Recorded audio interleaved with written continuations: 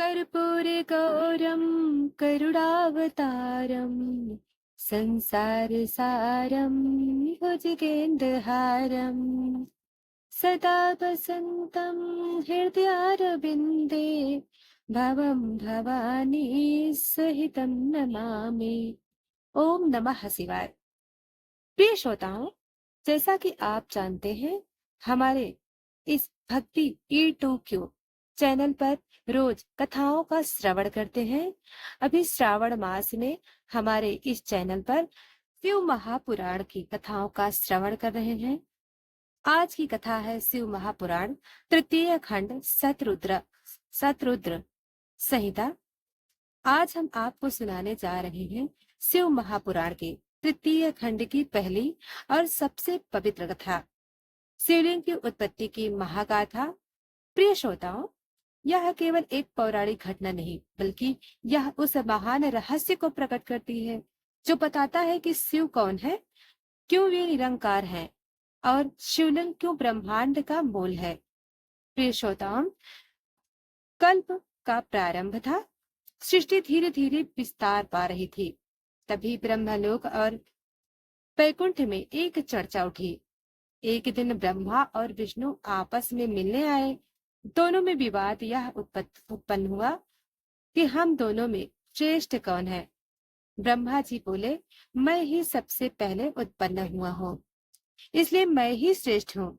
विष्णु जी बोले, मैं सृष्टि का पालन करता हूँ, मेरी कृपा बिना जीवों की रक्षा असंभव है, इसलिए मैं श्रेष्ठ हूँ।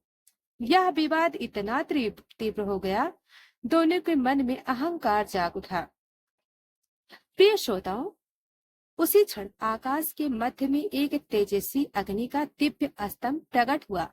वह अग्नि का कोई सिरा नहीं था, ना नीचे ना ऊपर, ना, वह अनंत थी। वह उस दिव्य अग्नि स्तंभ ने दोनों को चकाचौंध कर दिया। एक दिव्य वाणी गूंजी, हे देवों, जो इस स्तंभ का आदि या अंत जान पाएगा, वही वास्तव में श्रेष्ठ कहलाएगा। ब्रह्मा जी बोले, मैं ऊपर जाता हूँ, इसका शिखर खोज लूंगा। विष्णु जी बोले, मैं नीचे पाताल जाकर इसका मूल देखता हूँ। ब्रह्मा जी ने हंस रूप धारण किया और ऊपर की ओर उड़ने लगे। हजारों वर्षों तक वे उड़ते रहे, परंतु उन्हें स्तंभ का शिखर नहीं मिला। थक कर लौटने लगे। तभी उन्हें केतकी का फूल गिरता हुआ मिला। यह वही फूल था जो शिव की पूजा में पहले चढ़ाया गया था।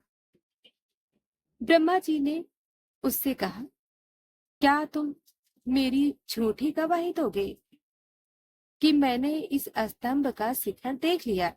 केतकी पुष्प ने सहमति दी। ब्रह्मा जी लौटे और बोले, मैंने शिखर देख लिया है, यही पुष्प उसका प्रमाण है।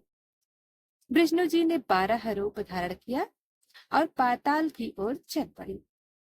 वह हजारों वर्षों तक खोजते रहे, परंतु शिवलिंग का मूल नहीं मिला। थक कर वे लौट आए और सच्चाई स्वीकार की, मैं इसका मूल नहीं जान सका। यह लिंग ना आदि है ना अंत, यह दिव्य और अनंत है। उनकी यह विनम्रता और सत्यता ने साक्षात शिव को प्रसन्न कर दिया। अचानक वह तेजोमय स्तंभ विकराल रूप धारण कर फट पड़ा और उसमें से प्रकट हुए साक्षात भगवान शिव। वे थे त्रिनेत्रधारी, त्रिशूलधारी, डमरू वाले, भस्म से वशीभूत। शिव में ही पूर्ण, स्वयं में ही तत्व। उन्होंने ब्रह्मा जी से कहा, हे ब्रह्मा, तुमने झूठ बोला केवल अपने अहंकार की संतुष्टि के लिए, इसलिए तुम्हारी कभी पूजा नहीं की जाएगी। फिर उन्होंने केतकी पुष्प की ओर देखा, हे केतकी, तुमने झूठ की गवाही दी, इसलिए अब से तुम मेरी पूजा में वर्जित रहोगी। फिर शिव विष्णु की ओर मुड़े, हे विष्णु, तुम्हारी विनम्रता ने मुझे प्रसन्न किया, तुम मेरे हृदय में सदा निवास करोगे। प्रिय श्रोताओं, भगवान शिव बोले, यह अग्निलिंग ही मेरा निरंकार स्वरूप है, यह ब्रह्मांड का आदि है और अंत भी। यह तत्व रूप शिव है। इसकी पूजा करने वाला मनुष्य जन्म मरण से मुक्त हो जाता है। तभी से शिवलिंग की पूजा आरंभ हुआ। ब्रह्मा और विष्णु ने मिलकर उस अग्निशिला के समक्ष नतमस्तक होकर पूजा की और कहा, हे महादेव, आप ही आदि हैं, आप ही अनंत हैं, आप ही शिव हैं, कल्याण स्वरूप। प्रिय श्रोताओं, हम अब आपको सुनाने जा रहे हैं शिव महापुराण के तृतीय खंड की पहली और सबसे महत्वपूर्ण कथा, शिवलिंग की उत्पत्ति। यह केवल एक पौराणिक कथा नहीं, बल्कि यह बताती है कि शिव कौन है, क्यों वे निरंकार हैं और शिवलिंग क्यों पूजा का सबसे पवित्र प्रतीक है। प्रिय श्रोताओं, शिव महापुराण के तृतीय खंड सतरुद्र संहिता में शिवलिंग की उत्पत्ति के बाद कई अन्य दिव्य और चमत्कारी कथाएं। प्रिय श्रोताओं, आइए कथा को श्रवण करें।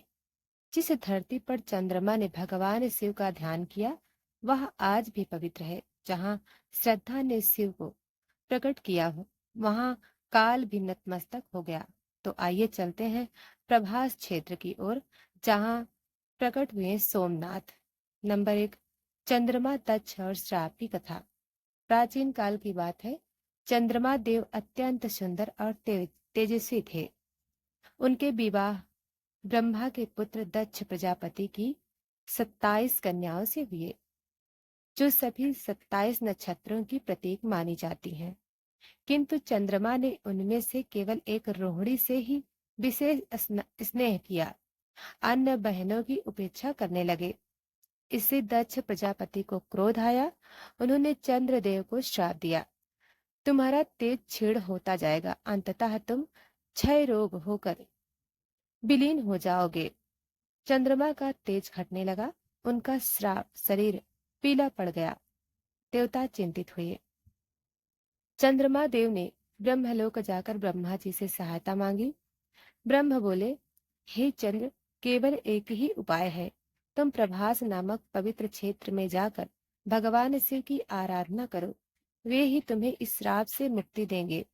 चंद्रदेव प्रभास क्षेत्र पहुंचे, वह स्थान जहां आज का सोमनाथ स्थित है। उन्होंने एक शिवलिंग की स्थापना कर 1 माह तक गंगा जल से अभिषेक, रुद्राष्टक का पाठ और उपवास करते हुए गहन आराधना की। शिव जी प्रसन्न हुए। चंद्रमा के समक्ष प्रकट होकर बोले, हे चंद्रदेव, तुम्हारा तप अत्यंत श्रेष्ठ था। दक्ष का श्राप सत्य है, पर मैं उसका प्रभाव घटा सकता हूँ। अब से तुम क्षय नहीं, क्षणिक रूप से क्षीण और पुनः पूर्ण हो सकोगे। तुम्हारी यह चक्रीय गति ही कृष्ण पक्ष और शुक्ल पक्ष कहलाएगी। चंद्रमा ने शिव के चरणों में सिर झुका दिया। शिव बोले, यह स्थान आज से सोमनाथ कहलाएगा। जो भी यहाँ श्रद्धा से मेरी पूजा करेगा, वह रोग, दुख और पापों से मुक्त होगा। प्रिय श्रोताओं, चंद्रमा ने वहां स्वयं सोमनाथ ज्योतिर्लिंग की स्थापना की, इसलिए उन्हें सोम चंद्रमा का नाथ कहा गया। देवगणों, ऋषियों और ब्रह्मा ने इस दिव्य स्थान की महिमा को स्वीकारा। ब्रह्मा जी ने सोमनाथ की पूजा करते हुए कहा, हे शिव, आप ही आदि हैं, अनंत हैं, अविनाशी हैं। आपके ज्योतिर्लिंग रूप से संपूर्ण ब्रह्मांड अलौकिक होता है। चंद्रमा ने अपनी 27 पत्नियों को समभाव से आदर देना आरंभ किया। उनका तेज धीरे धीरे लौट आया। यही घटना है जिससे चंद्रमा की वृद्धि और क्षय आरंभ हुई, जिसे आज हम पूर्णिमा और अमावस्या के रूप में जानते हैं। प्रिय श्रोताओं, अब आइए एक कथा और श्रवण करते हैं, शिव की कृपा। सोमनाथ क्षेत्र में एक वृद्ध किसान हरिदास रहता था। वह अंधा था, परंतु प्रतिदिन शिवलिंग की परिक्रमा करता। एक दिन उसने शिवलिंग पर गलती से पत्थर फेंक दिया, क्योंकि उसने सोचा कि वहां कोई जानवर बैठा है। उसी रात शिव जी स्वप्न में प्रकट हुए, हे भक्त, तुम अंधे होकर भी मुझ तक आए, तेरी भक्ति सच्ची हो, अब तू देख सकेगा। तो प्रिय भक्तों, यह थी शिव महापुराण की दिव्य यात्रा। वृंदा का त्याग, तुलसी विवाह की पतिव्रता, त्रिपुरासुर का संहार और शिव के विविध अवतार जो हमें सिखाते हैं कि धर्म ही सबसे बड़ी शक्ति है। भगवान शिव न केवल संहारक हैं बल्कि पालनकर्ता भी हैं। वे त्रिपुरांतक हैं, काल भैरव हैं, योगीश्वर हैं और भिक्षाटन भी। उनका हर रूप हमें जीवन के में एक दिशा देता है, सत्य की, भक्ति की और आत्मज्ञान की। अगर आपको यह एक वीडियो पसंद आई हो तो लाइक करें, सब्सक्राइब करें और कमेंट में हर हर महादेव जरूर लिखें। अगली बार हम लेकर आएंगे शिव के अन्य रहस्यमयी संवाद और लीलाएं। तब तक के लिए